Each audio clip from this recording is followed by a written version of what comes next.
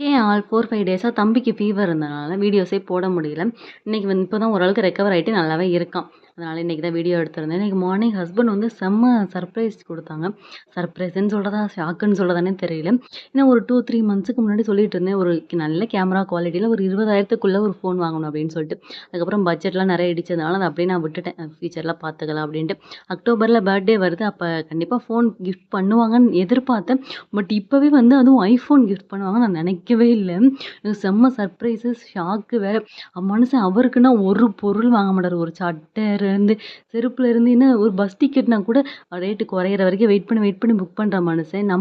எனக்குன்னு மட்டும் இல்ல, அவங்க ஃபேமிலிலயும் அப்படிதான். யாருக்குனாலும் வந்து டக்குன்னு டக்குன்னு செய்வாரு. அந்த கேரக்டர் வந்து எனக்கு ரொம்ப பிடிக்கும். பட் அவருக்குன்னு இதுவரைக்கும் எதுவுமே செஞ்சதில்ல. இப்பன்னு இல்ல. அது அவரு முன்னாடி நான் லவ் பண்றதுக்கு முன்னாடி இருந்தே அவர் அப்படிதான். எல்லாருக்குமே செய்ற ஒரு கேரக்டர் தான். இந்த ஃபோன் உனக்கு வேணாமா அப்பான்னு கேட்டதுக்கு அவரோட ரிப்ளை பாருங்களேன்.